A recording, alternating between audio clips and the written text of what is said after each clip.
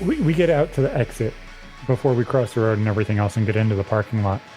And my son's like, Dad, none of that would have happened if we were here with Mom. None of this. And I'm like, oh. Like, I felt it. Like, I knew what was going to be said, but I didn't expect it to be said. And just like, if Mom was here, we would be walking into the biggest shit show ever. We would be walking into a huge fucking argument. It would have been a problem. We'd still be back at the wrong line complaining.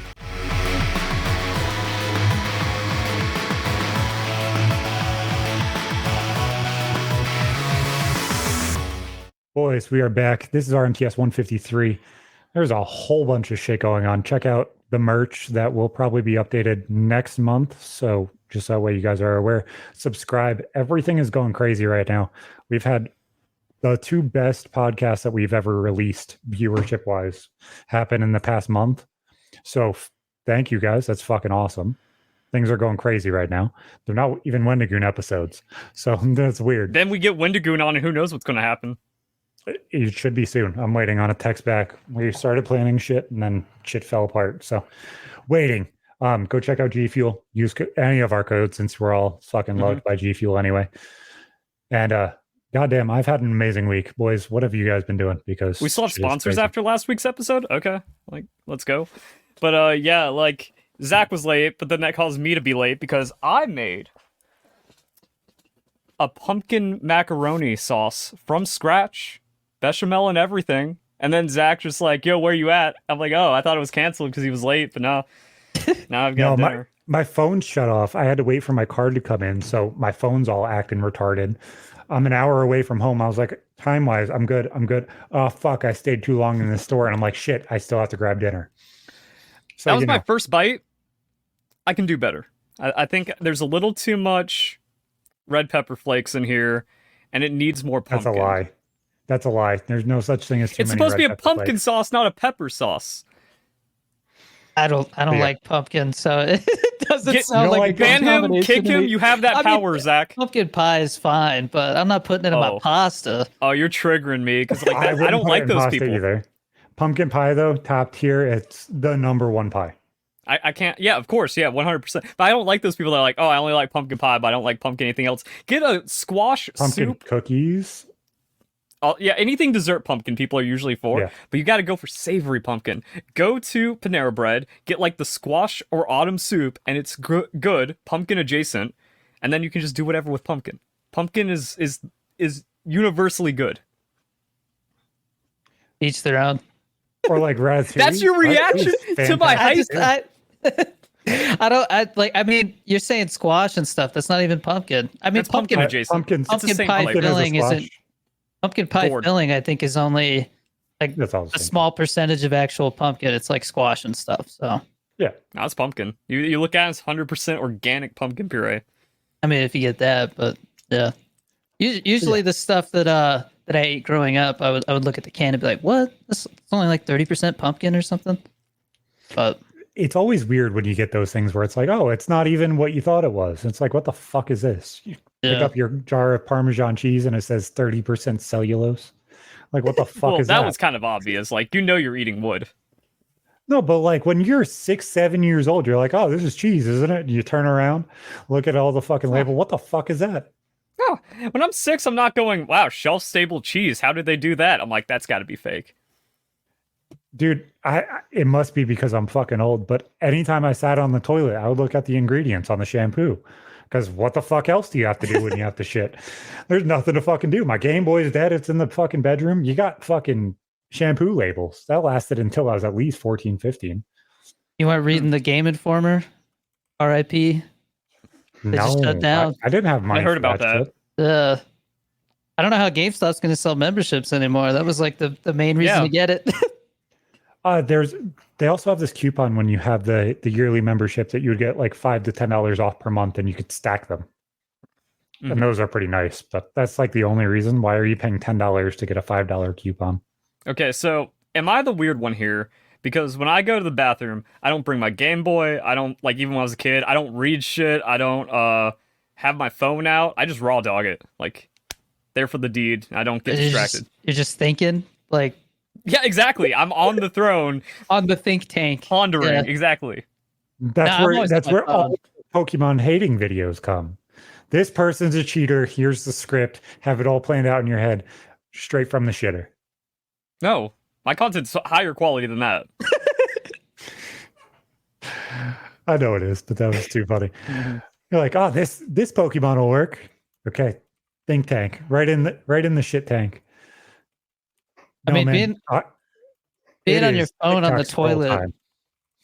Yeah, that's what I'm doing. I'm like seeing what the other TikTokers are doing and stuff. But that's probably so unsanitary. You know, like you're in the bathroom on your phone and then you're putting that on your face. That's Mythbusters as well, because they were just like testing, and there's poo everywhere. That Yeah. line, where it's just like, oh yeah, those little poop particles, they float around the entire house. God forbid Yeah. if you have something with you. On your toothbrush. Phone goes in the pocket before I stand up. That doesn't change It's too anything. late. That Now it's in your should pocket too. You absolutely got poo in your change this shit, pocket. son. You turn on the fan, that's negative air pressure. It's just zooming up through there, Who through turns everything. on the fan? Who turns on the fan? That's step 0. No, you turn on the fan after you leave. You do it during to cover the noise and to reduce the smell. No, you turn your volume on your video all the way up so way nobody fucking hears you anyway. What are you doing? Like, honestly, that makes no sense. Why would you turn on the fan while you're in there? It's gonna suck all the shit up. You're gonna get shit splats all over your face. That's not fun. I mean, if I'm gonna be in there in a while, like for a while, I'll turn the fan on. But normally, the only time I turn the fan on is when I'm like showering or something, so the mirror doesn't fog up. Exactly. But no courtesy to the other people when you're shitting. Courtesy? What courtesy is there? They know that I'm going in the bathroom to shit. I mean, I try not to be in there too long either. You know, like Yeah. I got shit to Do what you gotta do. do and get the fuck out of there. Y'all are freaks. I'm gonna eat my pumpkin. Your pumpkin pasta. You're the Exactly. weird ones. I'm the weird one. Yeah, you know, it is what it is. But yeah, nope. Not G just Fuel. raw dogging life with shit. Oh no, you gotta make some more. How do they not have a pumpkin spice G Fuel yet? I feel like that's something that should happen That a was long one of time the ago. flavors that I asked for. That and hot load cream pie. Oh, they would never do that. No, they absolutely would. What are you talking about? I don't think they would Oatmeal call it After cream that. pie Goth flavor? GF, I No. think there's Maybe room. cream pie, but not hot load cream pie. No, Yeah, you can't hot do that. load is Cream from pie. me. Hot load cream pie. Yeah, let's go. They can't Cream put pie. that branding Hot on it. meal? But we can get a cream pie one. Hot I just meal want cream pie? ramene. I just want close to ramene, not that melon ramene. I want just The original melon one's ramene. not bad at all. The Yeah, I melon like it, one's but not I bad want at all. original ramene. That's the best flavor in the world. But what does cream pie taste like? Just like whipped cream? Like I don't Cream No, soda. like an oatmeal. Yeah, cream or soda. cream soda. Okay. That would work. Cream soda's Or an bomb. oatmeal cream pie. I don't even know what I'm doing. This is such a mess. I was late. Zach was late. Food happened. Yeah, everything. I don't was even want to just be fun. here. Not like in a hard sense, but just like it's random Wednesday recording. There's nothing going on. It's like, all right, just going to get out of the way. And I apologize. I had one of the best weeks of my life up until this point when I was 25 minutes late and I feel like shit. But holy shit, last week was fucking insane. So have you guys ever had a movie theater to yourselves? Oh Like, yeah. you go to the movies and you're like, nobody's fucking here. I've heard We're of the this. only people in there. So I took my daughter and my girlfriend to go see Deadpool versus Wolverine in 3D. 3D. Like, okay. Yeah, no, it actually, I used to be like that. I used to fucking hate 3D movies with a passion. It made me sick. The new one did not make me sick at all. Had zero problems with it. So first off, thoroughly surprised by that. Then, never seen this before. You could upgrade seats to get like reclining and heated seats and everything else. I was like, fuck it. $2 extra for a 3D movie and heated and reclining seats. Let's do it. It was cheaper than every other IMAX or regional movie place around us by like $8 or $10. And I was like, that sounds fantastic. We're going to go to the $8 ticket place and we're going to see what this is like. There were zero fucking people there. There was us three, and then three people sat behind us, sat there laughing their asses off the entire fucking movie, and it was fantastic. That is how movies should be. That was fantastic. I loved having no problem having to worry about somebody sitting next to me or be mad at me for fucking laughing too hard. Or the person below you with the bright screen. Yeah. I got the middle seats of the entire fucking thing, the first VIP row of reclined seats, and they were the row behind us, and that was it. We were the only people that were in there. It was the weirdest time that I've ever gone to the movies. I guess I haven't gone to the movies since dating myself. The last 50 Shades movie was the last time I went to the movies. By yourself, you went to see 50 Shades? No, not by myself. Oh, okay. That was the last time I went to the movie theater, though. Interesting choice. So I had mentioned to you after we ended the last episode that I was on. I'm actually a filmmaker, so I'm like really picky about going to the movies. I saw Deadpool and Wolverine with like a packed, like no seats left auditorium, and I think that's the way you're supposed to see it. Like with the crowd. Sometimes it's really good with movies, yeah. Yeah, unless the movie sucks and everybody's just like booing and stuff, that's not fun. But with how many people are saying that they're bringing their kids to this shit and they're bringing 8 to 10-year-olds to it, it made me feel. I was like, okay, this is going to be a shit show. This is going to be hell. And then I found this movie place and I was like, wait, I heard about this place. They're fantastic. And they have like a pizza place inside the movie theater. You can buy pizza if you want to buy pizza. You can go and sit down and have whatever. Didn't even check us to see if we had food on us or anything. They just let us go in. And there was 6 fucking people there. I'm like, that's it.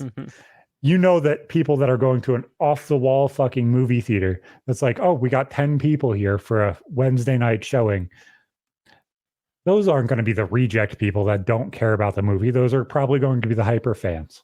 Yeah. We watched the entire movie. Everybody giggled at every joke. And then not a single person moved until the full entire credits rolled and the after credit scene rolled. And that is so nice to be able to actually hear the shit that's going on. And nobody's fucking about or doing anything. It was nice because you know that those people actually wanted to be there. They cared enough to sit there and not move. That was fantastic. I think it's the same for like packed theater first week. It's after the first week where you start getting the people like, oh, I guess I'll just kind of see the movie everyone's seeing and I'll be disrespectful. I don't know. I don't know because like I don't like watching movies. I don't like watching a shit ton of movies. I struggle really hard. So that movie as a whole, I was like, oh, this is fantastic. I love Deadpool. We watched all of the Deadpools the day before and we're like, you know what? Fuck it. We're going to go. The cool thing about that place is you literally can go online and buy a pack of 10 tickets for $60. That's fucking fantastic. That is good. Yeah. I mean, they're like $13 here. Go to like the nice reclining. For like Regal or like just an off the wall random place? Cinemark's like our go-to here. The Regal's here. I mean, there's one Regal that has IMAX, but the seats are like the old shitty stadium seating with like gum stuck to them and stuff. You know, so we just go to the Cinemark. But my local Regal's like an hour away, and the tickets were like $22 each. That's why I was like, oh, let's try this place and see if it's worth it. Yeah, absolutely fucking worth it. Well, Regal has that. Fucking lose. They have a thing where you pay like a monthly price, like $20, and you can see like unlimited movies every day. So I wish that's Cinemark the was cost-effective way to do it. But no, that's Regal. Did I say Cinemark? Oh, I might have. I heard Regal. Okay. Yeah, Regal does that, and I mean, if the theater was nicer, I would definitely go, but it's just not. I mean, well, $6 and a like 20-minute travel out of the way, or you travel an hour and you have a what the fuck in one of those malls that always has shooting problems and everything else. I don't know. I'd rather go out of the way and go in the weird fucking place where it's like a hole in the wall place. There's a place like 5 minutes from me called Flick's Brew House. So like they brew their own beer and stuff, but literally like you have to show up 30 minutes early to order your food. Like a waiter comes. Oh, that's the cool. Food is amazing, dude. Yeah. It's got seriously some of the best food in town, honestly. And we're in a big city. I'm in Albuquerque, so it's saying a lot. Like they have the best burgers, man. And during the movie, like if you run out of popcorn or soda, whatever, you write on this little notepad and hit a button, and some guy like crouches down through the special aisle and then reads it, and then 5 minutes later, That's boom, cool as hell. popcorn shows up. Yeah, it's awesome. I had that experience once. I was like, man, that's the only way you can do movies. Yeah, But it's a great premium. date. But that's Yeah. that's like the better premium instead of like, oh, some people spend $30 on it's just a regular ticket in a big city. Nah. Yeah, and that's what blew me away is everybody was around like $20. This place comes in at $8 and then a $2 upgrade to 10 or 11. Like that sounds pretty logical, man. It just does. $11 to go to something that you're like, oh, I'll enjoy this. It's like I want to watch it again. I'm completely okay watching it again. That was an enjoyable fucking session. But that movie is fantastic. It's great. Like it reminds me Haven't of the seen it. old Marvel days, man. I Like, don't care about like superhero movies and stuff. Did Fair you see enough, either yeah. of the first two Deadpools? Because they're more up your alley. They're more, I'm Yeah. going to fuck around and break the fourth wall and be an asshole and tell dick jokes the entire time. Not, I'm going to be Superman and nothing can beat me. That's why I asked if you've seen it, because it seems more up your alley. Mhm. Yeah, you'd probably dig those because they're rated R and like no filter at all. But I can understand why some people, they're like, oh, the guy throws a car and then does a pose, and it's like, it's not entertaining to them. But the Deadpool movies are great. No, I think it breaks the record for Disney movies with the word fuck in them. If you count all of the Disney movies up until I think it was last year or the year before, there's one fuck ever uttered in a Disney movie up until that point. Deadpool, released as a Disney movie, I think it was 178 Yeah, or 156, something like that. destroyed that record. Yep, nope, that record's gone now. And now he's signed on to do like 3 or 4 more movies that they have planned and stuff like that. So I'm excited. Oh, that's That awesome. series is good. Yeah. I think he's on the poster for the next Avengers movie. What, Doomsday with Not Doomsday, the one after that. It's like Secret Wars? something- Yeah, Secret War. He's on that. He's on that cover. But yeah, that was a weird experience. And to be able just to go and hang out and be completely alone in a movie theater was also an experience, because before that never fucking happened. It was always packed. Yeah. Yeah, I love the movies, man. So me and Danny were sitting here flipping through the Black Ops leaks, and they are getting fucking weird. I thought you were Like- mad at me because I kind of came in with an attitude like, well, Zach, you're late, so you can't be mad at me for making No. lunch. And then you had like a passive aggressive response. I was like, oh, I'm sorry, I didn't mean to offend. It's like, no, the Black Ops leaks are just pissing you off. No, they really were. I was like, dude, this shit's fuck. I was not mad at you at all. Let me just. I go know forward and say that. Like I said, that's Yeah, why no. I was like, the Black Ops leak, that's what it was. No, they legitimately. Me and Danny were sitting here. What the fuck is this? It looks They're like legitimately- Overwatch. Yeah, no, it makes zero sense. I came into this game thinking Cold War was a pretty good Call of Duty. I enjoyed it. I was like, oh fuck, they're gonna do Cold War except a little bit faster, a little bit more fun. Okay, that sounds great. This new movement system looks like a 5-year-old designed it. I don't understand what the fuck is going on. They said that fucking jetpacks were too fast. Why are we playing fucking Max Payne again? These people are literally diving around, shooting as they're fucking diving like this. And like, what the fuck is going on? I don't understand. I just don't. I don't understand. And Call of Duty is being fucking strong with the leaks on this shit. They are banning everybody and sending cease and desist for everybody releasing videos on this shit. And I'm like, what the fuck is going on? The beta drops in like 3 weeks, right? Yeah. Yep. So are you excited for this, since it's the next big game that kind of has anything going on for it? I mean, my brother loves zombies, so I'm excited for that. But after seeing some of the leaks multiplayer, it's just, I don't know. We'll see. I have a feeling the community is just going to turn on it if it's really that like shitty, you know? I mean, but they tend to do that with every Call of Duty now after like the first month or so. Yeah, honestly, I've liked Modern Warfare 3. I've thoroughly enjoyed it. I've had zero problems with it. I don't like all the zoomer mechanics. Like when Warzone came out, everyone's doing like all the crouch sprinting and dashing and stuff, and they're just like, that's the tech you have to live up to. And now everything's like Fortnite-ified and Apex-ified, where it's like, oh, Yeah. you have all this like super fast movement. That's the skill expression. No, I just miss raw gunplay and like strategic maneuvering and stuff. So I don't like this elevated level too much. And also with all the cheaters, like, I just don't care for Call of Duty. It's just too much cheating in every game now, whatever.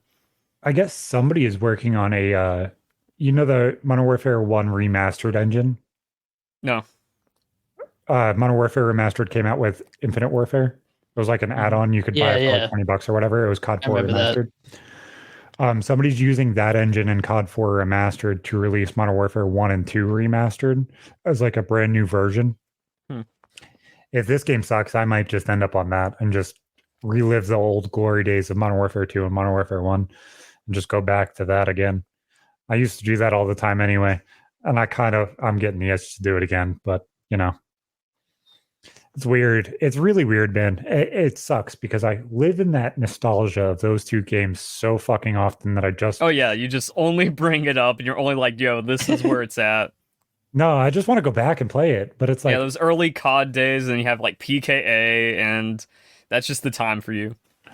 No, it sucks because it's like you go back and you're like, oh, dude, I miss my friends from them. I miss going and hanging out with my friend Juice Bag and everybody else that was a part of that group, where we would play fucking obnoxious songs anytime that we won. So that way we would start yelling and screaming at people. If you want us to shut up, if you don't want to hear the music, win the game, you bunch of shitters. And we had 200 win fucking streaks, and we didn't lose for weeks at a time. Like, it's weird. Like, I miss those days. I miss those days so fucking much, and it sucks. Because it's like, that's when games were good. Go back to Black Ops 1. Go back to Modern Warfare 2. Those were the good days. For me, I wonder how much of it is not only like the nostalgia of playing those games, but just not really having like any responsibility in life. Because I had responsibility then, so I don't have that. I was still in like middle school, high school when I was too. Yeah, I was in middle school when COD 4 dropped, but like I had to mow the lawn. That was like it. I had a baby when Black Ops 1 came out. Oh, that's right. Okay. Yeah, that's why I'm just sitting here laughing because, like, I don't think he caught on that this is still Zach's parent era. Yeah, no, that's still parent era. Modern Warfare 2 came out. That was the last game that came out that I didn't have kids. Gotcha. Yeah. No, I didn't have any kids, so I was sitting in my underwear all day playing Call of Duty, and like relatives would come over and my dad would be like, this is all he does. Go take the trash out. And I'd like put some shorts on, take the trash out, back to underwear, gaming again right after that, Exactly. Anytime that I had free, I would be sitting there flipping in between ESPN and Black Ops 1. Just click, click, click, click. Okay, ESPN, game's loaded. I can hear it. Click, click, click, click, click. Back. Go back to playing COD. Old shitty CRT TVs, 480p. Yeah. Shit was stupid. But yeah, no, that nostalgia really fucking hits, and I don't know why it does. Because it doesn't seem like the generation now, it doesn't hit with them the same way. Like, my son loves Fortnite and just zones in on that always. I'm like, how do you not change it up every now and then? And he will, and then he won't even go back to like an old game. He'll go new game, Fortnite again. Like, fucking hell, is Fortnite the nostalgia for you? Is that it? I mean, like, I was just Pokemon the entire time, and I'm still just like a Minecraft fanboy for 13 years. Oh, I love Pokemon too. Well, I mean, like, that's the only thing I play, just Pokemon, Minecraft, League of Legends. So, like, the nostalgia is just like, oh yeah, Season 2 League was the best, and I don't know where Pokemon lands on, like, the best, because, like, Gen 6 was cool, Gen 4 was cool, but Let's Go was hype. Pokemon's just keeping it fresh on the competitive. So I don't have, like, too much nostalgia. Pokemon's really interesting with nostalgia, because it's like, you'll have little pockets of like, okay, I like that one, and I like that one, I like this part, and I like that part, and it's like, you stroke my nostalgia in different ways every now and then, and I'm like, oh, I'm back, I got this. Because Gen 7 has the best news cycle with, like, all that hype, and we just haven't had that for, like, the last 8 years. But those weren't the best games. So it's not like, oh, the hype of the leaks made the games better. It was like, no, ORAS was a better game. And then you got the megas and all that nostalgia. Yeah. Oh. Yeah, everything has its own different nostalgia. And then I still like Sword and Shield Wild Area for the first time with a DLC. Let's Go is just the best Switch game. So like, oh, there's no nostalgia. It just stays good. Except for like, oh yeah, Gen 1 was just best as a kid at that time. That's even like incomparable to everything else in gaming. We were actually talking about this beforehand, before you got here, I think, or just as you were coming in. What's your top 3 favorite games of all time? Because I have a very, very solid 3, and then it kind of tails off afterwards. But those top 3 games are very fucking solid, and it's just those 3 specific titles. I've thought about this a lot, and like it kind of changes, or it kind of like comes in and out. It's hard to, just always lock in, because it's more like I have my favorite games per like console or generation. Because like Super Smash Bros. Melee on GameCube, free. Paper Mario on Nintendo 64, free. Super Nintendo is Donkey Kong Country 2. But then, like, oh yeah, but there's always the Game Boy and Pokemon, and then Heart Gold, Soul Silver on the DS. But then I think Minecraft, I'm not going to say, like, Minecraft is my favorite game, but I think Minecraft is the best game of all time. It is, like, the ultimate everything game. You pump mods into it, sandbox. Anyone can play Minecraft forever, and that's, like, what makes it the perfect game. Simplicity, but also its complexity. So I really like Minecraft, and then I've just played a lot of other games for a lot of other time, even if they're crap, like League of Legends or RuneScape. So I don't really have it in like a top 3. Because like, yeah, Heart Gold Soul Silver is really cool, but then Battle Revolution was a better experience at the time. But Battle Revolution isn't the best game ever. Nope. Danny, what do you like? What's your top 3, bud? I would probably have to go GTA 5. Okay, that's fair. I mean, literally, that game is just insane. Like the fact that we're how many years since it came out, and like people are still playing it every day. I love playing RP. I just genuinely do. Yeah, that's fun. I honestly don't know if GTA 6 can live up to the hype of that game, dude. I don't know. I think it might die. I think it might flop. I think the fact that it's running off of like the Vice City hype of it might kill the entire game. Like, what else can they do? I mean, they can bring back old mechanics and improve upon them, like working out and getting bigger muscles and stuff, and like maybe robbing anybody on the street. That'd be pretty crazy if you could do that. They might. Okay, so GTA wise, the single player part of it no longer inspires me at all. So let me just write that off right off the forefront. The story, nobody is going to give a fuck.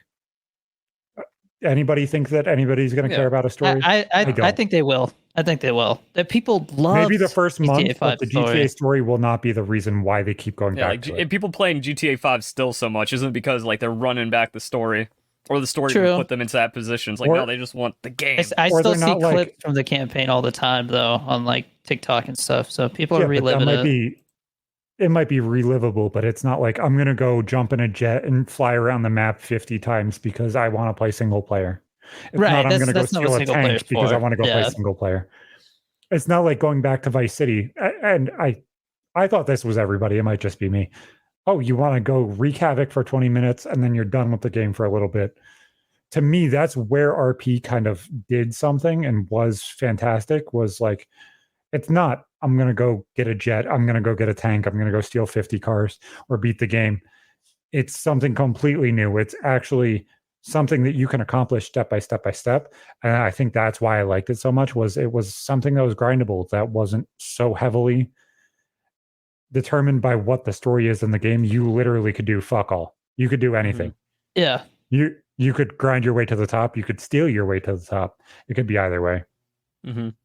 Also going back to like best games like Elden Ring, I don't know if I'd put that in my top 3, but that might go into top 5. And also Pal World, like when that game is full release, that could be the new everything game. I played some Pal World and I was impressed. Yeah, that was like the surprising thing, where it's just like, oh, it's not just a Pokemon with guns knockoff. It's a game. It's done. And like the unlock system in that game is just perfect. You're always getting new things and crafting new things, and I think I died in that game and lost all my shit by accident because I accidentally went into like a boss area without realizing it, and I just didn't go back. But it's because I'm like, oh, it's early access. I'll just wait till it fully releases anyways. But to finish my thought on GTA 6, the problem with a game like that, because it's going to be modded and affected with things like RP and everything else, the setting and the story no longer matter. because RP is the biggest part of GTA now. Is that agreeable, or am I crazy? Are they going to have RP right out of the gate though? I don't think they will. They're going to have to. They're going to have to allow the GTA 5 Are servers they working to start. Do you think they're like working with the company who does it? No, I think they or own whoever 5M the devs now. are. I think Do they own 5M it? is owned That's crazy. by Rockstar now. I mean, if you got that kind of money, that's the move, right? Just buy 5M. So yeah, if that is how it works, this isn't going to be a 60s, 70s game, which is what GTA Vice City was. So now it has to be set now, so that way everything's available. It's the same game. So it has to be drastically different graphic and fidelity wise and quality wise, or everybody's going to complain that it's nothing different. Mm-hmm. Because the graphics and everything else, everybody's going to be adding to it. You know what I'm saying? It's like Pokemon. If they actually accepted the mods and the creative games that people make, at some point, there's not going to be a change in the game itself. Everything's already there, which is where Pokemon actually has something because they create new things into it. Mm-hmm. Yeah, no one's ever going to come up with Dynamax on their own, even for like a fan game. That's what I'm saying is like, they have little tweaks like that change it. Keep it fresh. That's where I think the mods kind of make games struggle. And you see that in games like GTA. How much can GTA change in this cycle? And look at how far of a difference it's been. If somebody takes the Skyrim fucking client and creates a full entire game, how many people would actually play it? I think a lot of people would if they actually liked Skyrim. So you kind of can't make Skyrim 2 then. Yeah, that's the thing about like all mods and stuff. You can only just keep upgrading the base game, and that works for Minecraft. But like, how do you just upgrade GTA 5? And I feel like at some point, will there be a Power World 2 a decade from now or something? It's like kind of has to happen. Eventually, you just need a new engine or a new source. But we have CS:GO 2. I think CS:GO 2 kind of proves that. Yeah. You eventually just have to make the new game. And if it's the same or like slightly different, but not enough, like that's just your new foundation for the modern era, and it works. Well, that's exactly what Call of Duty Zombies did too. You have World at War zombies that had custom zombies available. And then they're like, okay, we'll finally release mod tools. And then they did that in Black Ops 3 and haven't done it again since. But yet, at least those things are available for Black Ops 3. That's a huge jump in fucking graphic tech. But how much is GTA 5 going to be different from GTA 6? I don't see where the answer is there. It doesn't have to be. How much did GTA 5 cost to make? Like $250 million? Something like that. And this is $1 billion game. I mean, if anybody's gonna innovate, you would hope it's them. It's Rockstar, honestly. They haven't made a bad game. I don't think this is crazy to say. I think Rockstar by far is the best game dev out there currently. Like, they have not released a FromSoft is pretty cracked right now. That's true. That's Elden Ring devs, all those Souls-like. But I understand that's in the conversation, but they only make one type of game. Yeah, but they're really good at that. They absolutely are. I don't play those games, but I understand they're good. But honestly, even if Rockstar is number 2, nobody's pushing past them for number 2. No, they're just not. So as a whole, I don't think that they're going to release a bad game. I think people are going to complain that it might not be different enough because of how far we've pushed GTA 5. I got hope. I got faith. Yeah, like I said, I don't think it needs to do that because CS2, it's like you just need to modernize. You just need to upgrade it, have the new baseline for the time, even if it doesn't bring much. Like, this is where people go now. And also, like, $1 billion isn't too hard to catch. Like, Pokemon games are making over $1 billion, and they're not, like, on that GTA 5 level. So it's like, you just need 20 million sales at $60, but now the game's like 70, 80. So I think they can catch that billion to where it doesn't matter. It will be interesting to see what it does numbers-wise. And I think that'll be kind of the telltale sign of what it's actually going to do. Because if it runs smoother on PCs, that's going to be the biggest thing is now most people are switching from consoles. The PC market's growing very, very, very fucking quickly. It's not like when we were teenagers and nobody had computers and everybody was on console. It's now changed. Yeah, and there also wasn't really Steam or anything back then. There has to be some level of crossplay. If they're going to have 5M on everything, and if they're not going to have 5M on everything, you got to have 5M available day one for PC. Don't even worry about crossplay then. Just make sure 5M is available day one. Because if these server owners can get things started and people going, it would be interesting to see what actually is going to happen. I mean, I don't think there's ever been. I mean, I guess we'll actually see when it does come out. But I don't think there's ever been as much hype as there is for this game. No, it's huge. It's absolutely huge. Yeah. But I wonder if it's going to flop because of how much hype is behind it. That's the scary part. Games die so quickly now, man. It's crazy. Yeah. Because like even if you look at GTA 4 to GTA 5, there's a big fucking jump from the PS3 to the PS4. Like just there, that is a huge jump. Yeah. GTA 5 is on PS5. There's not as big of a jump. It's just graphically and console wise, there's not as big of a change. So it's going to have to be more PC integrated is what the logical answer is. And how much is that change going to be? It scares me. It scares me. They put $1 billion down on a game that could blow up and be amazing.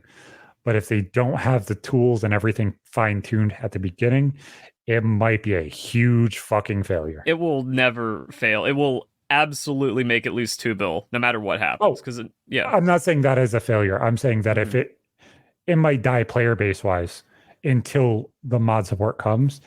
So I hope they have it soon. Because that might be where it fails. Yeah. Its player base might die off completely. I do think it is weird how fast games fall off these days. We're just like Starfield? social media. Yeah. That was crazy. That wasn't a good game though. It was fine. But it just, I can see why it died so quick. Yeah. But I mean, they spent a lot on that too, right? Yeah. It was just like the most formulaic game though. Like I can mentally play that entire game. We're just like go to base, raid it over the course of 20 minutes, sell, back to planet, the other base, new planet, sell, level 50, I win. I've now completely played all of Starfield in my mind, and I have the gaming experience to do that anyways. Yeah, like it kind of blew my mind that a brand new game felt like dated already, you know? Yeah. It's like, I think that's why it died before every single time. Yeah. But then like Helldivers was crazy and then just fell off. Power World fell off, but that's an early access game, so I think I think Power World will be back for sure. Yeah, Power World's going to be like the test. If Power World like full launches, gets like PvP and massive like more server support and better mods, and like holds and becomes like a Minecraft competitor or Fortnite amount of people are playing, then all right, games aren't dead. But if that doesn't happen, yeah, it just seems like everyone just burns through games too quick, or social media just has them like so fried they don't want to put any work or effort into anything. Well, I think a lot of that's even being shown with the Pokemon community with mods. You look at Minecraft with mods and stuff like that. If you have a base that people want to use, they will hold on to that base very, very, very adamantly. Like you look at Call of Duty Zombies as well, with mod support and everything else. They will hold on to that base of, I like Call of Duty Zombies. I like running in circles and turning around and shooting. But at some point, those things die. It's weird that Power World doesn't have that staying power at this second because some of those things aren't put there yet. And it's like cease and desist letters were sent out for mods, week one? That turned it into Pokemon. The Pokemon mods and stuff like that. Month one, whatever. So it's like, okay, so they're being very protective over those things that they could be mods. They aren't. That's things Nintendo like that shutting now? it down. Power World said we want modding support. But like the Call of Duty mods that had Pokemon in them were not shut down. But things are starting to. Like Gary's mod got hit by Nintendo for having Pokemon Nintendo's stuff. being douchebags. And no, very, I very completely agree in protective over copyright things. protection. I want to see more. I want to see everyone that's like unauthorized use of IP get taken down. Well, I didn't know that Power World I didn't know it was because of mods. I thought it was just because of how the game looked and how similar to Pokemon it looked. No, I might be wrong. Verlis, correct me where I'm wrong and everything else. They had a mod that turned all of the pals into Pokemon that was a shitty YouTuber that put it behind a PayPal paywall, and it wasn't even like fully fleshed out. Pretty much they just swapped all the models. Yeah, and it looked like the jankiest, shittiest script you've ever seen. That's what I was talking about. I can't believe you did that. That's yeah. And then and it got like 2 million views, so Nintendo went, the fuck you doing, boy? Yeah, they came knocking right away, huh? So that has nothing to do with Pal World. That they didn't like Nintendo didn't contact the Pal World dev and say, "Hey, you need to shut this down." No, Nintendo went, "This dude's a scumbag." That's why I was saying there's a line here of that's what I was talking about. Yes, that has nothing to do with Pal World. Interesting. But as a whole, you see a lot of those things where it will be Call of Duty. Oh, here's SpongeBob. You can play Call of Duty Zombies and SpongeBob. What is the difference there? And those things bring life to the game. They definitely do. You see Pokemon mods where it's complete custom games. Mm-hmm. It seems like a lot of people are becoming greedy with those things, and it's going to be interesting to see what happens with them, because you see the custom clients for Call of Duty, Modern Warfare 3 not Modern Warfare 3, Black Ops 3 Zombies, custom launchers and everything else that you have to pay for to get. Those things are being shut down now. I'm not afraid to say this. I think Pokemon's going to end up having the same exact problem here soon, because they're already doing it. They're taking down a lot of devs and a lot of ROM sites. Yeah, but I think that there's going to be custom ROM sites that people are going to be charging money for here soon. They can't, because like now they know they'll immediately get taken down. Relic Castle was free and got taken down. No, I'm saying, like, say they take Scarlet and Violet and make a complete game from the ground, just used it as the base, and then sell it.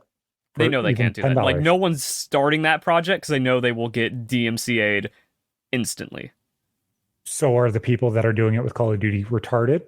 Or is it just a complete different cycle? They like, everyone knows Nintendo's way more litigious than Activision. Everybody's scared of that. Yeah. People are scared of Nintendo. But I thought that was interesting. I on social media, I had heard that they went straight up knocking on like the Pal World dev store. That's just a straight lie. Everyone's clickbaiting. So yeah, that's a good example of how like one little story gets turned into like, oh, the whole game's fucked. Yeah, Pal World devs came out and said, like, we were never approached by Nintendo. Of course, we have our own legal counsel, and they said it was good.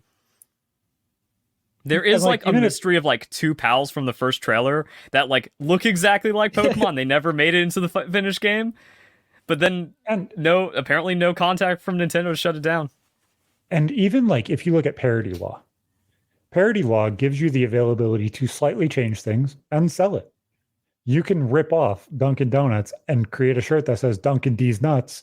Guess what? That's completely acceptable. The thing is how different does it have to be? Because there are some pals that look almost exactly like Pokemon that are just a shade darker and slightly changed. Not anymore. I'm saying from when we looked at them last time, there are those Pokemon that look exactly like pals, and we're like, that's fucking weird. That's bad. You got to be more creative than that.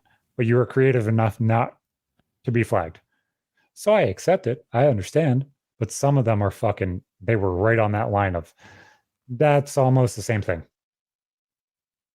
I think it's always about money. If you start eating into whatever companies, numbers, then of course they're going to come for you right away. But I think that's why some people get away. Just right. Yeah. Well, I remember when I first hopped into that game thinking that the devs were in trouble, and I'm like, well, I can kind of see why, but I feel like they did a good job like changing it just enough, so that's interesting. But yeah, and what Zach said about mods breathing life into a scene, I guess like it's different for Call of Duty, but when it comes to Pokemon, I completely disagree. I feel like all the expectation of like ROMs and mods and Nuzlocke and hacking is splitting and destroying Pokemon. So it's like, why can't, like, there's more than enough in the vanilla-based game, just play forever. So I'm not disagreeing with you, but I want you to see it this way. Do you count competitive Call of Duty as the same as Call of Duty? Is that the same thing to you? Yeah, it's like 2 different things. Yeah, it's different. Call of Duty Zombies connected to Call of Duty and Call of Duty multiplayer and Call of Duty competitive? Like, everyone plays it, but it is different scenes. That's my point. So if you look at all of those things as an overarching story as just Call of Duty, and they're bringing people back to Call of Duty by mods and stuff like that, then you also have to understand that Nuzlockers and everything else that don't even touch the competitive game are still a part of that community. They may be splintering it, just like Call of Duty Zombies did to Call of Duty. They splintered a huge part of the player base because now they're stuck on a game that's almost 10 years old. But as a whole, it's bad. No, I agree. I agree it's bad, but it's still keeping people in that ecosystem of playing Call of Duty. Like, do you count people that go back and play Pokemon Red as discounted to the new games? or are they still actually, because you Pokemon can players? transfer it in. So like red is actually very relevant, especially But you on see what I'm Virtual saying Console. though? Is there's a toss up of like, okay, That's counting them still all as official. What I'm saying Pokemon is players. anything. Yeah. What I'm saying is anything unofficial. So like I'm saying someone that's doing what Emerald Reborn or whatever, Kaizo or Nuzlocke, like that's not even someone in the Pokemon ecosystem. They are completely detached and not doing anything for Pokemon. And that to me is like another shade of VGC. Like, and this might sound stupid. Let me explain my thought a little bit more. So the base game, we all know is fucking easy. It just is. Like you play the game. My 4-year-old is playing Pokemon. She's gotten through 2 of the gyms. She can't even fully fucking read yet. She can get through it because it tells her to press the button and she understands the types and that kind of stuff. She understands it. So if we understand that a 4-year-old can play through part of the game, we understand it's easy. We're not idiots. We understand how to go through that part. So if VGC is the standard of competitive Pokemon, there's also Smogon. I understand you don't like Smogon, but it's a part of the community. It's a part of so harebrained scheme that they're like, this is the way to do it. Why isn't Nuzlocking and everything else the same in your mind in that aspect of just a different shade of what it is? Because of like the entire goal of Pokemon, everything funnels into competitive. And it's like, because that's really all you can do in Pokemon. Is like you beat the game, and then everything post game is making battling someone else more accessible. I completely agree. Yeah, so that's what it's like. So if you're not doing that, you're not in Pokemon. You're outside of what the game is driving you towards and where the community needs to be. So when there's a single player playthrough, I agree with you completely. Not disagreeing with you. Mm-hmm. As I told you, I would love to play a Nuzlocke and then go through and try and build a team for VGC with the Pokemon that I complete the Nuzlocke with. I think that's honestly the top of where competitive should be. That's how you should have to play VGC.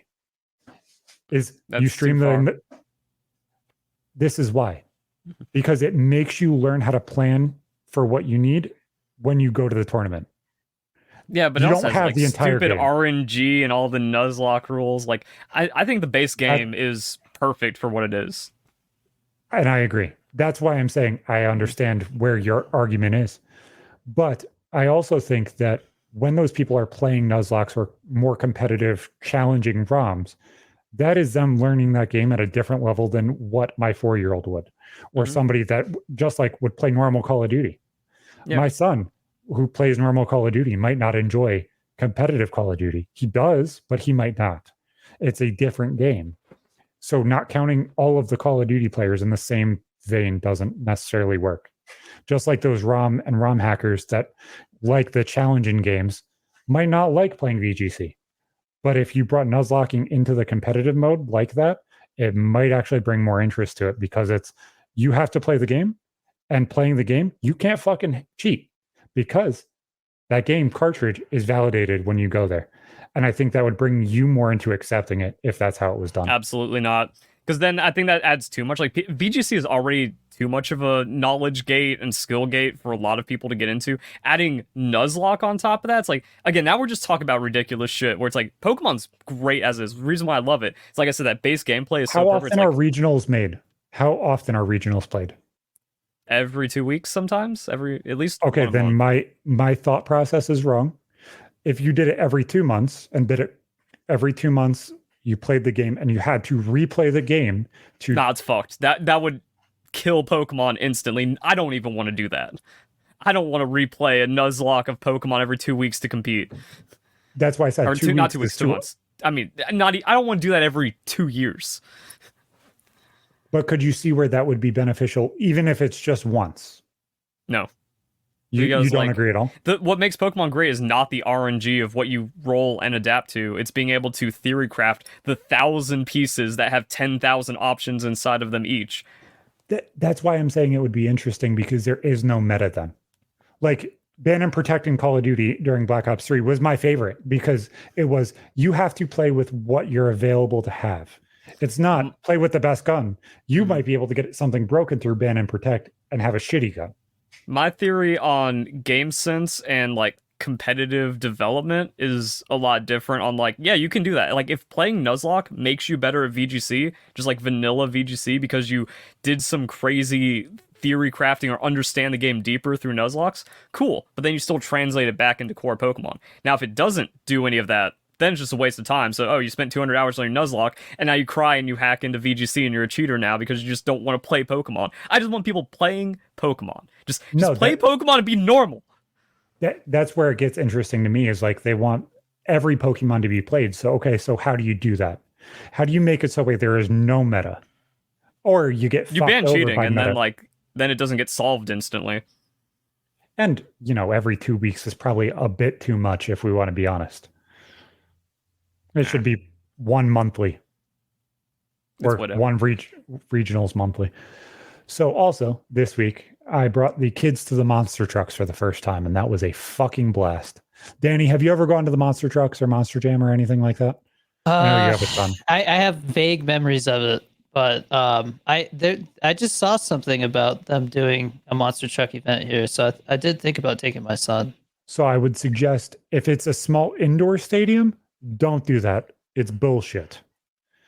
If it's one of the outdoors, if it's one of the outdoor stadiums, or if it's like a local track that's doing it, those are so much more fun.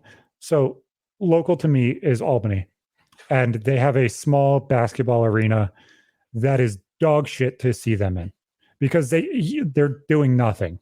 You're going 20 miles an hour and hoping that you win. That sounds absolutely stupid. But we took them to the local dirt track, and they had the monster trucks there and stuff like that. And it was a fucking ball.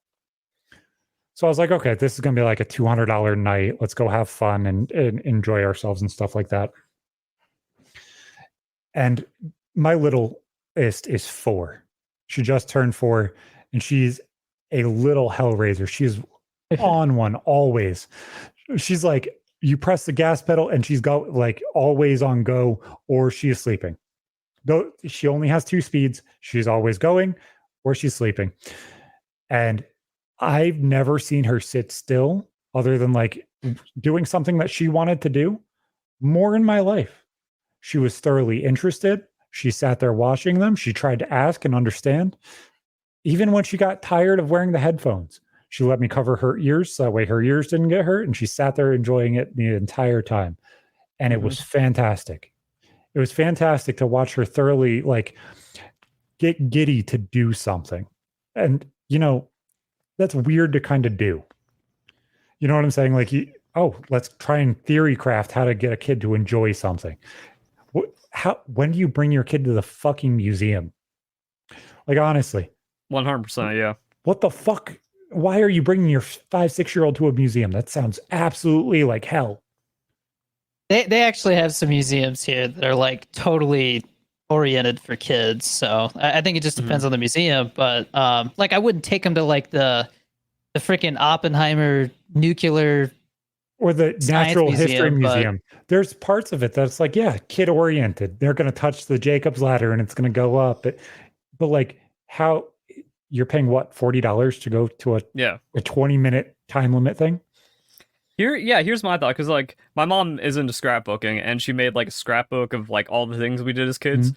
My brain starts at age 6, if that. Like loose, like I've got a couple of kindergarten memories, nothing before then. There's pictures of me and my brother at Disneyland when we're like in strollers. So like that was a fucking waste. That did not develop any memories. That joy does not carry on. That joy didn't even carry to me getting to 6-7 years old. So like at some point there is like a hard time we have to like figure out like for yourself, and that's fucking weird. Yeah, it just is. Or if you think you're doing it for the kids, then like, oh, it was a waste for everyone. Yeah. So yeah, that was a weird thing. And then the same thing on like those natural science museums or things for like younger people. And unless it's like 7, 8, I don't think it's worth it, because it's not going to get through or even be remembered. I remember going to like a lot of the kid ones with like the ball moving structures and like you play around with things like fucking dinosaurs or something like that almost. Like if they're super into something and you bring them to the train museum or you bring them to the fucking the dinosaur exhibit, those things might stick. Like It she has might to be something fully like that. It remember. has to be Yeah. like 100% focused. Like you have to go there with the intention to form a core memory that will live with them forever. That's still a gamble. And that's why I mean, Like like, yeah, anything under that is like, unless you can already tell. Nah, I don't even think you can tell. I wonder if I said something at 5 and my parents went, he's dialed in. And I went, no, I don't fucking remember anything. I remember going to Disney World, and my youngest sister was the one that wanted to go. I think she was like 5 at the time. From the minute we got to Magic Kingdom, she fucking screamed for like 6 fucking hours. It was the worst fucking day of my entire childhood, other than Wow, the that says abuse. a lot with all the stories I've heard Yeah. and haven't heard. Like it was the most drawn out, slow fucking day I've ever had in my fucking life. It was just hell. It was a 5-year-old fucking screaming the entire time because she was afraid of people in fucking costumes. She's like, I Oh. can't see their face, and everybody's fucking disconnected. They're not fucking cartoon characters. This is bad. She fucking screamed the entire time. So like it is hard. And I was just having this conversation with my oldest. I was like, I don't know what the fuck you want to do. If you think of something you want to do, let's do it. But like up until you're like 16, I don't even know what the fuck to do. Like honestly. Actually, I just remembered another one. Like, you also have to make it like 100% the entire time. So if there's any downtime, the entire memory is going to get wiped. Because like Disneyland, it's like, oh, spending half the time, if not more, just in lines or walking or at concessions. It's like, where's my memory going? At Disney World, I don't even remember going on a single fucking ride. You know you did though, right? No, I didn't. We walked around for 5 hours, 6 hours. So we went with our landlord and my landlord's kids. And they were very, very, very snotty, stuck up, bratty shitheads that were extremely overweight and ate way too fucking much. We went on 0% of the things in Disney World. They did things because they could pay and do things. They had extra money. The only thing that I remember going on that entire fucking week that we were there was the go-karts there was this place called Old Town, where it was like a walking only location. It was like an amusement park that you didn't have to pay to enter, but everything costs money essentially. And I went on the go-karts like 5 times. And that was fun, but it's like, is it a core memory? No. But that's all I went on that entire time because I don't like water rides. I don't like water. I can't fucking swim. So why would I want to be wet? Fair enough. SeaWorld was more fun, but that was just seeing things and kind of just standing there and going, ooh. Yeah. So I'm thinking like I went to a lot of amusement parks as a kid because we do like summer vacation and dad would road trip from Florida to our family in Ohio. So there's all kinds of stuff to do along the way, like Miami. So like you pass through Orlando, you go through all that. I love water parks. I love swimming. I am half water. I'm an aquatic being. I love it. So like I'm thinking I'm like, but all 10 of those kind of just become one-ish memory of exactly. I remember 3 seconds you remember of the going road down. Trips. Yeah. Well, so like, oh, I remember 3 seconds of going down the water slide. I went on, I don't know how many times. Where's that memory? Where's that joy? Does it mean anything? Like, was there a cool standout one? No. Maybe. I played mini golf and that was neat, but I can do that anywhere. And then a lot of it just walking. So again, like trying to form a memory for a kid, you have like a very small window, or else it's just pissed away. It's got to be even tougher now with, all the games and shows they watch. Yeah, they'd rather just play Fortnite. They'll have a better time with $100 in V-Bucks, guaranteed. And I think that's genuinely and honestly the truth. And it sucks because it's like, okay, it's not spending time with you. That's not what it is, because you as a parent can do that with them. It doesn't matter if it's with you or without you. You could drop them off at the monster trucks. They don't fucking care. You could go to the monster trucks with them. They might enjoy it, but it's a coin flip. Mm-hmm. But it's like something like V-Bucks. Yeah. I remember when I was a kid, I played this game called Yoville. It was like a sim like. You've talked about this, but yeah. Yeah. And I remember going on and spending like $80, $90 on Yoville because it was fucking fun. Like being able to buy the shit instead of having to work to get it. Oh, that's fucking fantastic. But can I tell you one specific time that I bought something? No. Kind of sucks. Use code Yeah. RMTS in your fucking Fortnite bucks. So that way we get a nice little 10% kickback. That's nice. Yeah, I Is mean, that real? Yes. Oh, We have a creator code.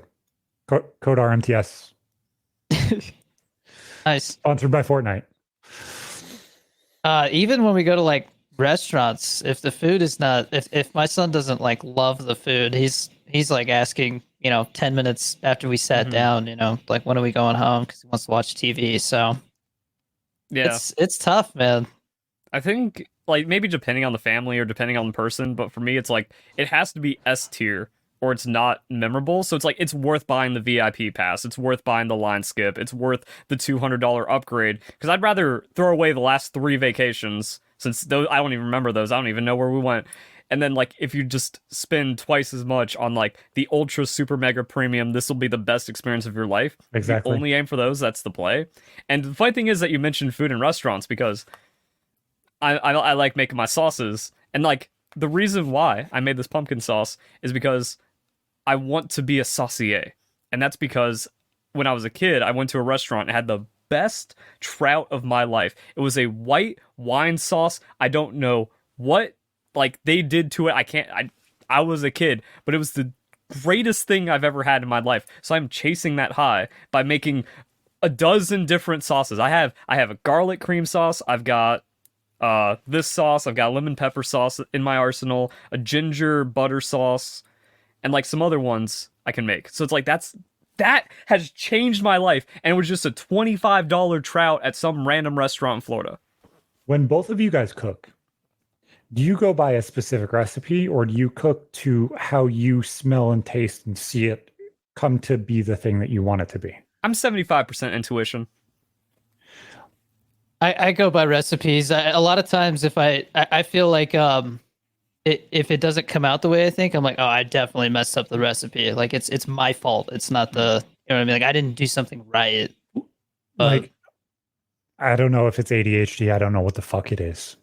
When I cook to how I want it to. Like if I go to the restaurant, I can pretty much replicate what I ate when I come home. I can break it down to kind of logically what it is.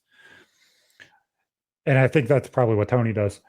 But as a whole, it's like, if I can break it down to that level, then I can pretty much make anything. I can kind of have a logical ideal of whatever the fuck I want to cook and have a kind of basis of what that is. I've mastered technique, and then I can just freestyle whatever the fuck I want on top of it. And it's like, okay, so except for this is what I want. Sauce. This is the second attempt because the first one was dog shit. Actually, no, it was the most mid food I've ever made. But you're making progress. Exactly. Right? Exactly. Yeah. And that's the thing. It's an iterative process. Like you can fuck up, but you fuck up a little less, and then you guide it, and then it doesn't matter. And then you write down the recipe to make sure you don't miss it and like forget. And then, like I remember teaching myself how to cook filet mignon. Because obviously, when you cook normal steak, it is different than cooking filet because it cooks differently. It takes longer because it's thicker, but it also, if you get the small chunks of it, it cooks weird and everything else. So it's all different. Normal steak, you can cook it pretty consistently. It's a consistent time and everything else. And ADHD cooking, time-wise, I can tell you exactly how it's supposed to look when it's coming out of the oven. If it looks wrong, I can tell you exactly what's wrong with it. But I remember cooking filet like 5 or 6 times within like a month, just like perfecting it. And I'm like, okay, now I got it. Timeline, I know exactly what I have to do. I know how much rosemary and thyme and salt and pepper and garlic and everything else to put on it. So that way it tastes exactly like this. But it's like, there's that variance of like that 1 to 2% of like, okay, it's slightly bigger, slightly smaller. Well, also, yeah, like sometimes you just get like a bad steak and then you have a crisis. It's like, did I forget how to cook or is this steak just bad? Was it frozen a little too long? Is it not fresh? Is there not enough meat or fat? Or is it still slightly frozen and you're like, oh, fuck. Yeah. So there are those factors that'll throw you down. Well, my problem with filet is that the color doesn't mean shit in my experience. Because it's like, oh, you get like that pinkish, oh, this is a perfect medium rare filet. You did everything right. And it's like the chewiest, like chewing raw meat. It's like, no, that looks cooked. That is cooked. And then you get one that's like brown all the way through and it's the most tender shit you've ever eaten. And as stupid as it sounds, I only have purchased filet from Walmart, so let me just be honest. Everybody's gonna say that's shit. I don't care. Nah, you can get a good Walmart, like it's fine. The quality levels that you purchase from, so like the choice and the Angus and all of that shit, does not fucking matter. Just buy whatever looks right. Yeah. Whatever has the most fat and like you squish it and it's tender, just grab that. Yeah, exactly. The quality levels at Walmart mean fuck all. They genuinely mean fuck all. You can grab that pink fucking plastic wrap shit at the bottom, and that will be just as nice as individually wrapped shit that you could buy. All of it's the same. They just changed the pricing on it. Yeah, my biggest cooking advice is color doesn't matter. Like, if you cooked it long, and like even temperature to a degree, where it's just like it reads 132. I kept it there at like 3 minutes, and then it's still raw. I'm like, nah. So like, you just gotta get that feel. No, I get the feel, and I know exactly when it's supposed to be done, and I kind of got this. I know exactly what I'm doing. Yeah, and you're better off making a steak that's overdone and a little tougher than like a raw one that can't be reheated into salvation. Yeah. Honestly, I think the worst steak I ever had was the most expensive I ever had. It's like a $70 steak. Mm-hmm. The worst steak I ever had, my mom made it for me. It was like the second time I've ever eaten steak. So at this point, I've had the dog. I've had zero steak in my life. And this thing was like a hamburger. It was like fully fucking cooked. She's like, Zach, put some barbecue sauce on it. Put some Italian dressing on it. It'll be good. And it was like one of those little thin ribeyes that you got from the cooler out of one of those trucks that runs around and sells them. I don't know if that's a regional thing. I don't know if that's an everywhere thing. I think those existed in the 90s. They used to have pickup trucks that would drive around all around town. And if you flagged them down or they decided to stop at your house this day, you could buy their steaks that were in the cooler. They went the way of ice cream cardboard trucks. Boxes. We still had Schwann's literally up until like a couple weeks ago. But you could buy cardboard boxes worth of steak out of their coolers in the back of their pickup truck. And it was like $25 for 5 steaks or whatever. And they were the shittiest fucking steaks you could buy ever. And my mom decided to overcook this thing because she was so afraid of like giving people food poisoning that she would just overcook everything to the point where it's like pulling ass hairs out of my ass and serving it to somebody. It's so overcooked. It's so overdone. There's like nothing that you can do to make this thing okay. And she gives me like potatoes that were undercooked somehow. And I decided to put a shit ton of salt on them. So that way it was like salt encrusted potatoes. 10-year-old Zach was a fucking weird dude. And I put fucking barbecue sauce mixed with A1 sauce on the steak. And I was like, okay, I'm going to try this. I don't even understand why I felt comfortable enough to go back to steak after this point. But it was the most chewy fucking thing I've ever eaten in my life. It was gray and brown all the way through it. It looked almost like pot roast. That's how dark it was. That's how fucking fully cooked it was. And I started chewing it, and it made my teeth rebound. I'm like, what the fuck is this? You actually ate just like rubber. Like, yeah, no. Straight. I got a piece of fucking gristle or fucking vein in it, and it wouldn't chew. You gotta carve your steak as well. Like, don't feel bad if you're taking off too much. If that's like a tough chunk of fat in there, just get rid of it. That's not rendering down. Worst fucking steak I've ever had in my life was that fucking cooler fucking steak out of the back of a truck. Yeah. I think that should be everybody's worst steak, but at 10 years old, how can you ever trust a steak if that's one of your first? That's why actually I was vegetarian until I was like 16 because I didn't grow up in a great situation. So every meat I had when I was a kid was just like, I'm like, why do people eat burger? Why do people eat this? And it wasn't made well. It was super cheap. All the fish sticks were freezer burnt, and the chicken was just never cooked right. So I was like, oh, I guess I don't like this thing that everyone likes. I'm just only eating pasta and tofu for the rest of my life. And then I eventually like got into chicken and fish and stuff. It took a while until I got into like, I think my first burger was like 18 or something. Because I was just done. I was just like, nope, this is actually bad. I hate it. And then I realized it was just low quality stuff. You guys like sushi? Love sushi. I love sushi. That's my number one food. Keep covering, boys. But yeah, what you're saying about like one of the worst foods you ever, or one of the worst steaks you ever had being like a $70 restaurant. The best steak I've ever had was like a $28 fillet at Cheesecake Factory. I don't know what Really? it was. Yeah, I don't know what it was, but I got the fillet at Cheesecake. Well, actually, I didn't get it. It was my girlfriend's birthday, and she was just like, "I've never had fillet before," and I went, "This is going to be an expensive night." And then like I had a little bit of it, and like that was the most tender meat butter I've ever had in my life. That the person on the line made the best steak of his life and served it at that moment, and it was like $30 and it was the greatest ever. I've had expensive steaks and they were good. I've never had a bad like $70 steak, but I didn't have anything that lived up to that Cheesecake Factory shit. I've never had a $70 steak. Like even my most expensive steak that I've had was like $35, Osaka and it was a snow prime beef. rib. It was flavorful, but it wasn't tender. But that's probably the best steak I ever had that I didn't cook myself was a cut of prime rib. Hmm. That shit is so fucking good. To be fair, the only reason I had that steak is because literally like no other restaurant was open like in town. Everything like in Santa Fe, which is like right, it's like 45 minutes away from Albuquerque. It's a lot smaller. It's like an old town kind of vibe. Yeah. I guess everything shuts down there at like 8 o'clock, and so that was like the only place open, and everything was expensive. I think my buddy was like, "I guess I'll get the cheapest thing," and it was like a $50 hamburger. And he said that was like way too salty. So I guess that restaurant just sucks. But If I Dude, saw that, I'd be like, I'm just going to a gas station and getting give like, me some ramen. I Yeah. will enjoy that so much more than getting a $50 fucking. But honestly, I don't burger. think that like, oh, the only reason Ugh. I did it was because everything else is closed. That doesn't fly with it's me. my first time in Santa Fe. I was like, let's try the food. And then that's the only thing open. So I wasn't expecting it to be so bad, Damn, But I'm lucky. lesson learned. I'd just be like, yo, that Santa Fe gas station ramen, fire. Can't get it anywhere else. So you missed out. That was life Yeah. changing. I'm sure there's some caliente fucking ramen that's available. Those gas station nachos, they got that extra zest in them.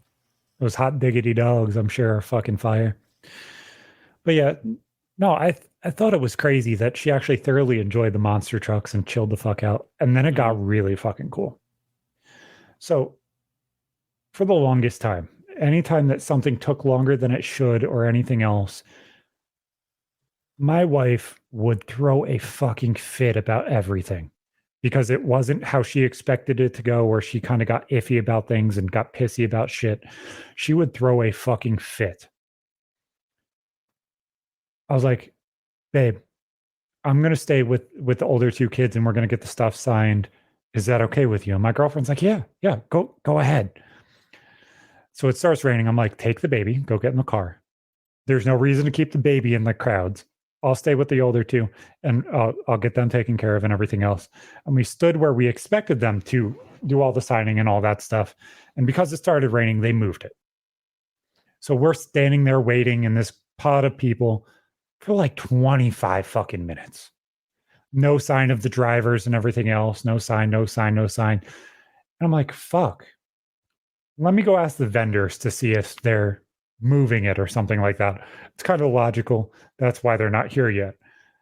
They're like, no, it's over there still. We go back, stand there for another 5-10 minutes. I'm like, guys, let's walk. Logically, they moved this and the vendors don't know.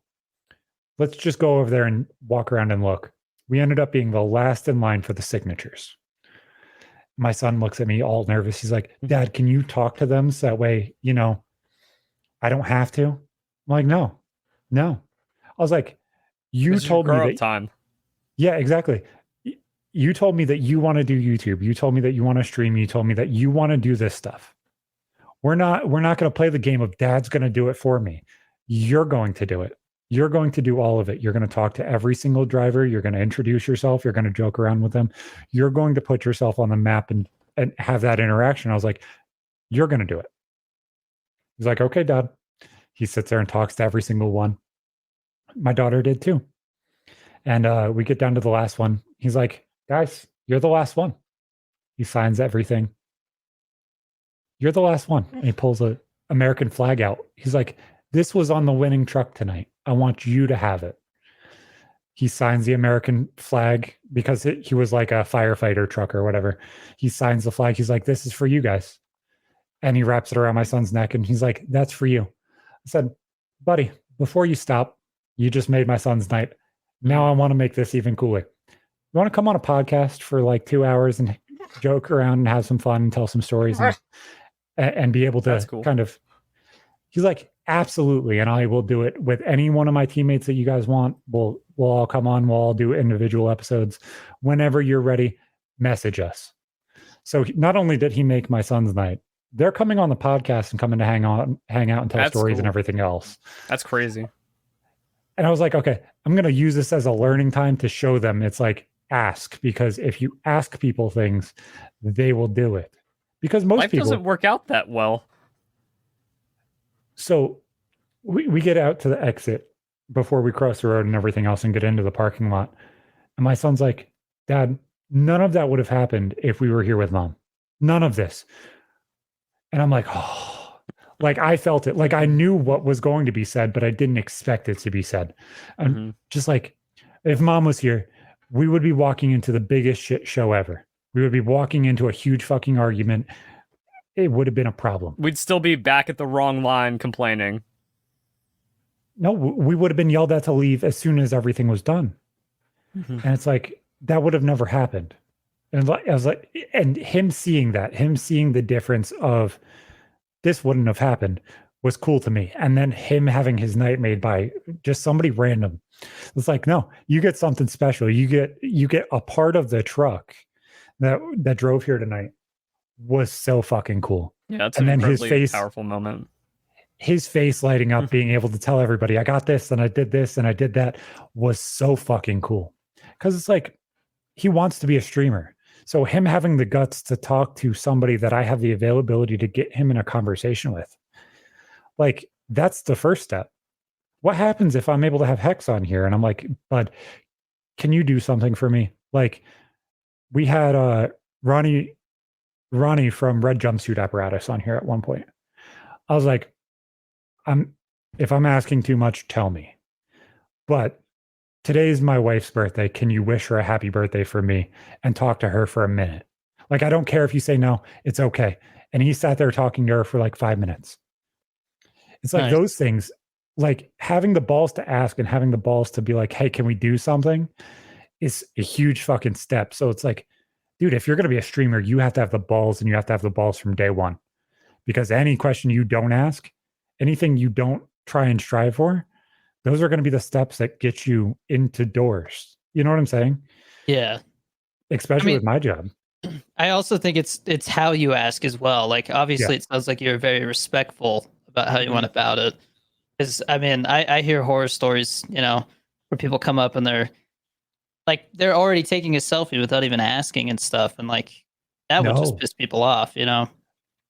And I'll give you all of the sauce on how to do this right now. First off, treat them as if you've known them always. Not in the uncomfortable way of not in the parasocial way. But hello, how are you doing? Give them space of a normal conversation. Love what you did, blah, blah, blah, blah, blah. Give them parts of you first. Then say, hey, I'd really love it if you could. Don't ask for 150 miles. Ask for 2 miles. Especially if you didn't pay for something. If you see somebody randomly walking somewhere, make it a normal conversation. If you can't make it a normal conversation and you're not a normal fucking person, don't fucking talk. But if you have the availability to make somebody comfortable and have an interaction with somebody, and it's valuable not only to you, but to them too, you can ask for pretty much anything. You can have that level of, let me ask and have a conversation and everything else. Like, Danny, do me and you ever have a negative conversation where you feel uncomfortable? No. Probably not. There's no way. I mean, we treat each other like human beings, you know? So, and that's exactly how it should be. You know what I'm saying? Just have an available conversation where you're lighthearted and throw things back and forth. If you do that, it's not complicated. It's really not. Just being lighthearted and having fun and throw a joke back and forth, you can get yourself into so many fucking doors just by being lighthearted and fun and jovial. But if you go too far on spectrum of being too lighthearted and weird. You get into those situations where you show that you know more than they think that they put out there, and everything gets weird. Yeah, that's never good. And then you just come off like a stalker. Well, no, not even that. Verlis, have I told the story of when I first joined PKA on here, like fully to the level of where I called Woody Matt for the first time? I have no idea. I just didn't know if I told it when you were here. So when I first joined, we got into a group call where we were getting ready to start the show and stuff like that. I was like, "Hey Matt, nice to meet you. Mm-hmm. You don't call me Matt."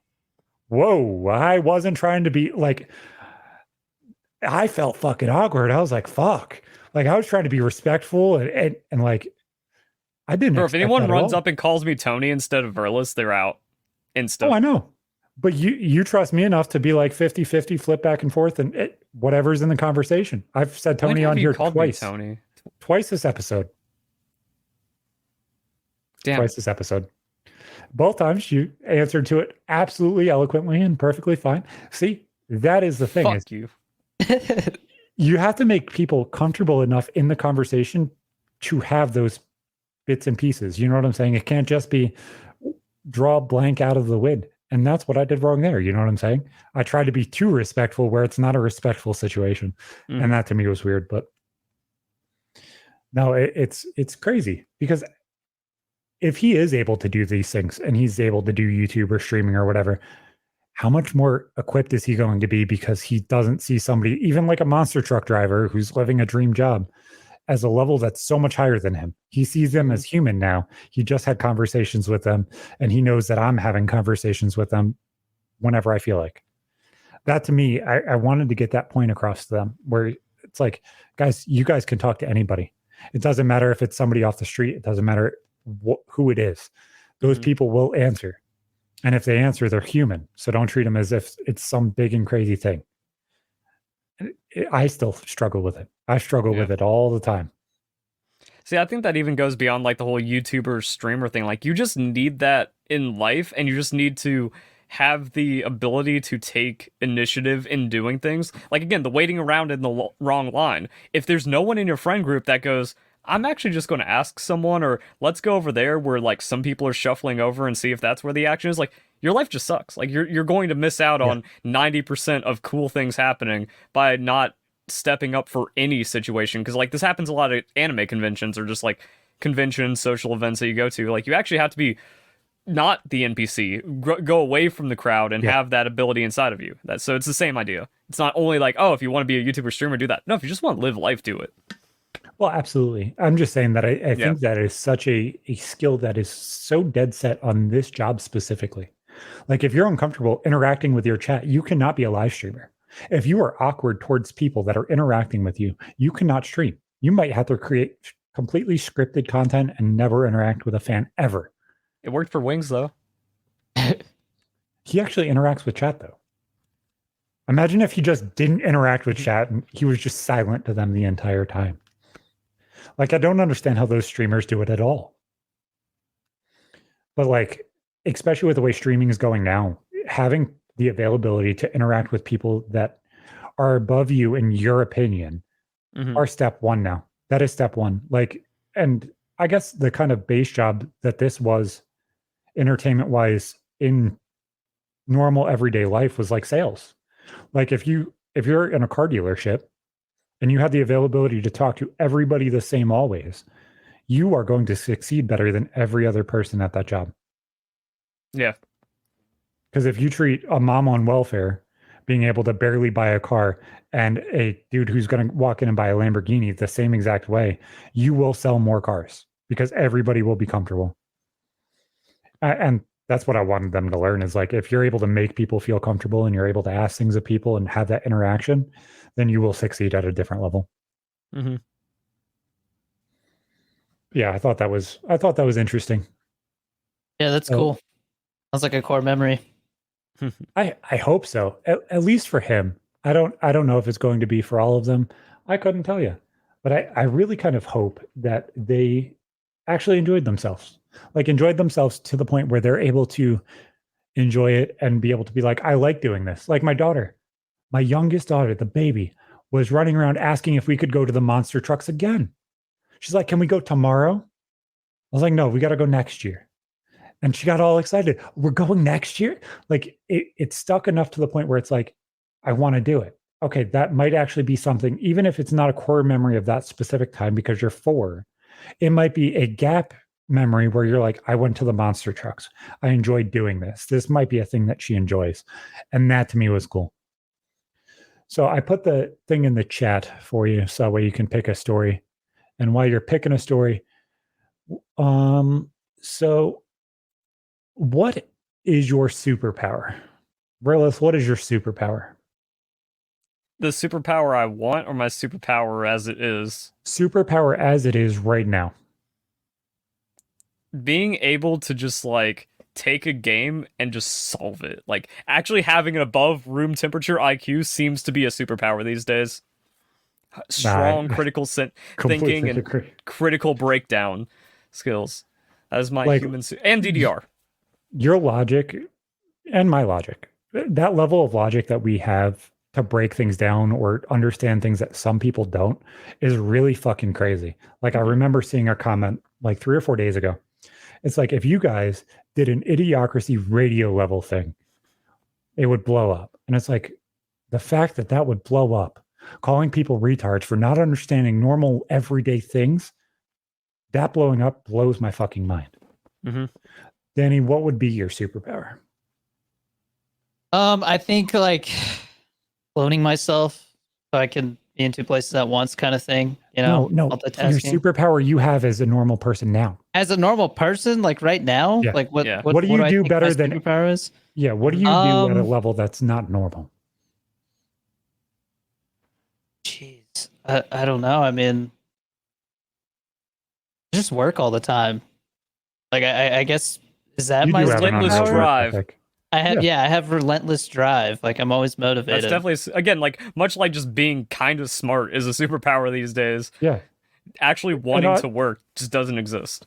And like mine, I am able to put myself in very, very, very, very fucking uncomfortable situations and not feel any problem. Mm-hmm. Like that situation, talking to people that honestly, like if we're going to be honest, I am a nobody because I'm behind the camera to 350,000 people. Okay, so if I'm behind the camera, nobody really knows my face. Does that matter to anybody? Nope. It doesn't fucking matter at all. So as a whole, if I'm going to ask something of somebody, I have to have the balls to not feel like I'm equal to them. And having the guts and the balls to make myself feel like I'm equal always is a really fucking weird thing, especially with my childhood. Mm-hmm. And especially feeling like a burden always. So Danny, which story would you like to hear, bud? Yeah, I was getting lost over here. There's so many to choose from. I think I'm gonna go with grandma dying and reoccurring nightmares. Ooh. Okay. Actually, so we got a shout out from PK last night, Erlis. I don't know if you watched the new PKN. Not yet. We got a shout out on PKN, which I shit myself. But he's like, yeah. They were talking about family height and stuff. And I was like, I'm the second tallest in my family. My dad's 7 foot tall. And Kyle's like, Zach's dad's 7 foot tall. He's 6'5". Woody's like, yeah. And his mom's 600 pounds. You know, Zach's family makes no fucking sense. And Woody's like, you know, that man has 150 stories in a fucking text doc that he sent me. And he told me that the only one that I'm not allowed to choose is number 1 because the first time he comes on here, he wants to be able to tell that story. And I was like, dude. Nice. I don't know if I'm speaking this into existence. You're telling them that it's going to happen. You're telling them right now it's going to happen at some point, and that's fucking exciting. That's untiered dopamine. That's not even S tier. That's the tier above. That's when your girlfriend asks you for the first time to join you in the shower level of dopamine. I was so excited. I was like, because even when Josh was a co-host on here, I was like, you're not to say anything about our show. Like, I don't want the paths crossed for that reason. Let it be separate. I understand it would be great to have that kickback. I don't want them to feel like I am scumbagging anything. I want everything to feel genuine. And that level of excitement felt so fucking fantastic. He's like, yeah, he's a fucking kick-ass storyteller. He sat there and told me stories that I would have never fucking expected to be true at all. And he will make you feel like every single word of it is true. And I was like, oh. Oh, he's just talking about you, though. He doesn't say, and there's this like interesting furry co-host. Well, they were talking about my stories. So I'm just but talking. That level of uncomfort of like, didn't expect that to happen. Didn't expect that to happen at all. Was fucking weird. That was a new level to me. I did not expect that one to happen. Because even when he was on here, I was like, I don't expect this to amount to anything.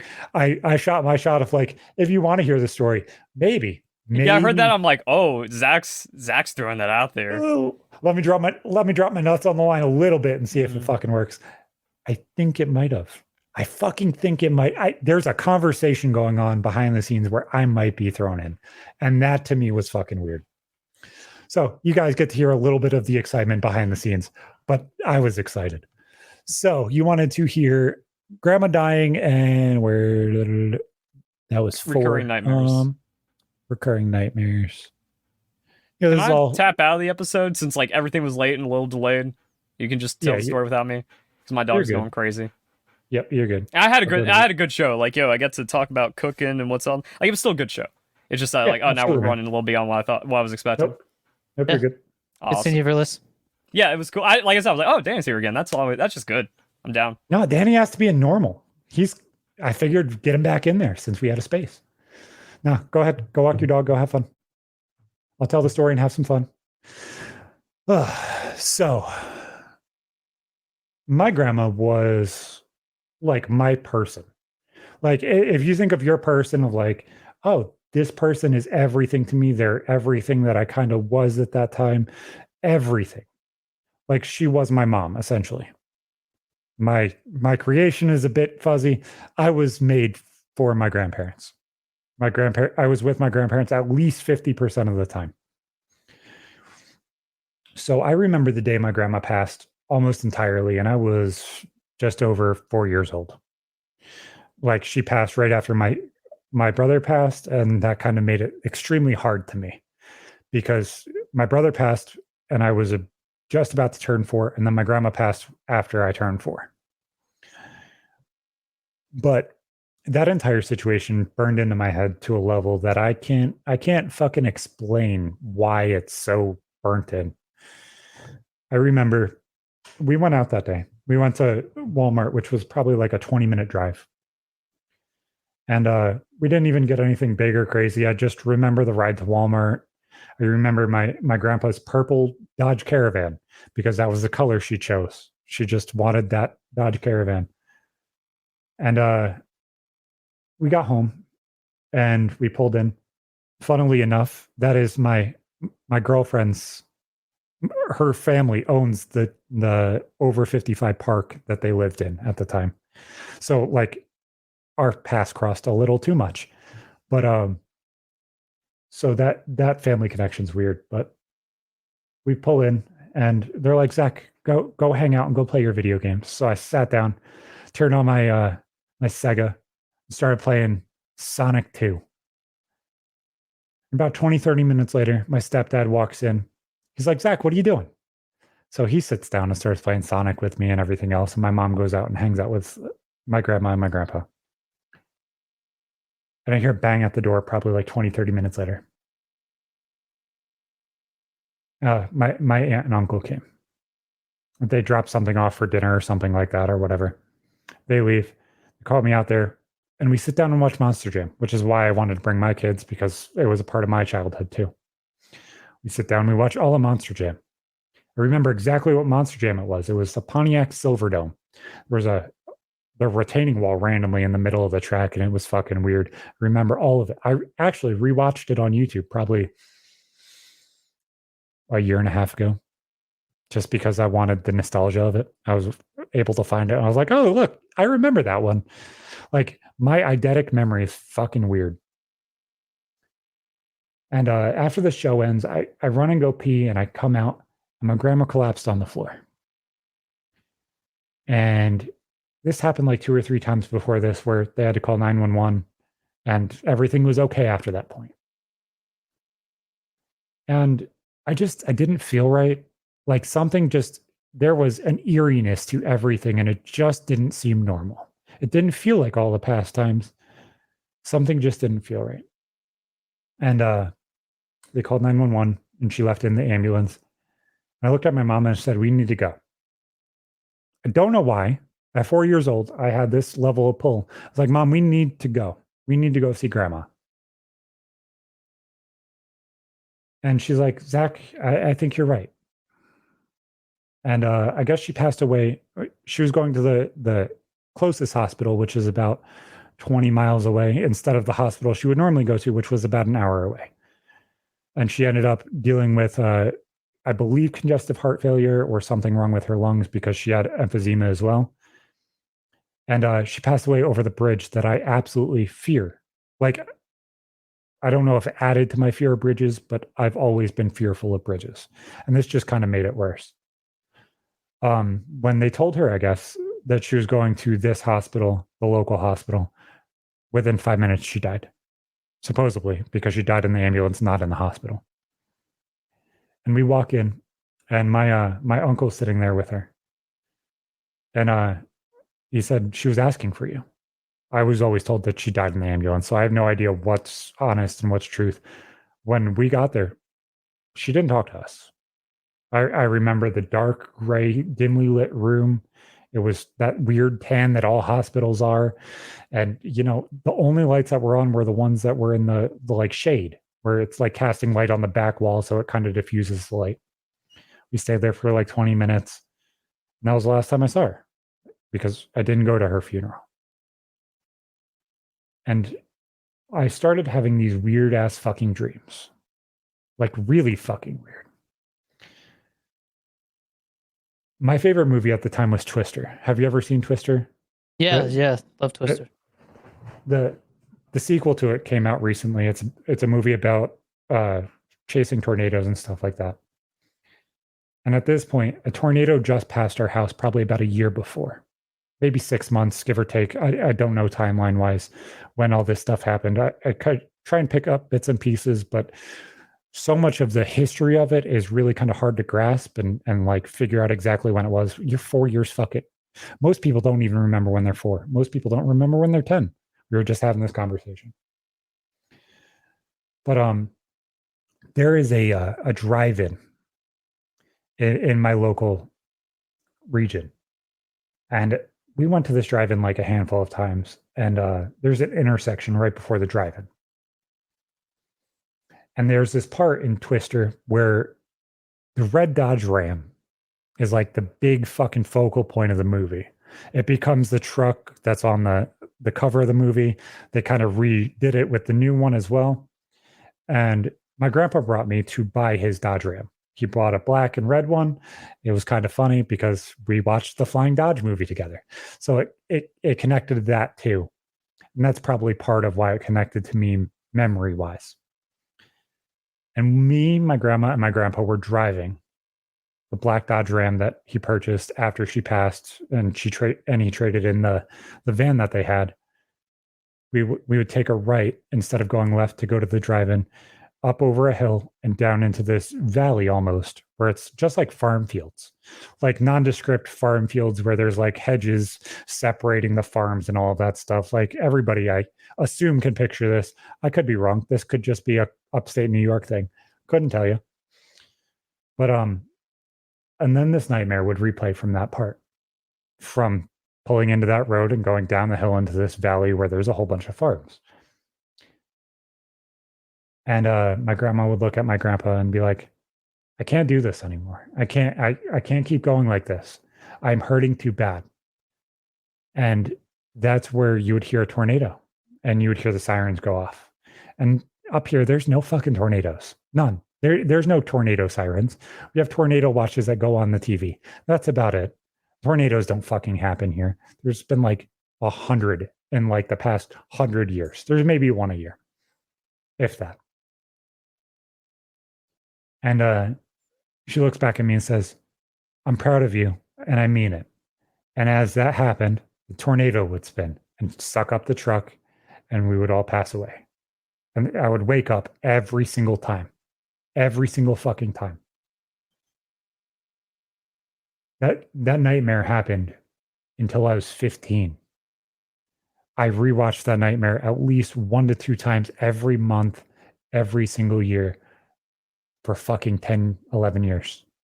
It was one of the most traumatic fucking things, other than like my abuse and everything else and all of that shit, that I can ever fucking remember, because I could, how many people can recite memories that are dreams like that? It's like this happened and then this happened and this happened. It reoccurred for the next 6 months after the first one happened, every single night. I had night terrors. They diagnosed me with night terrors, that I was having panic attacks in my sleep, because this happened until I turned 5, pretty much nightly.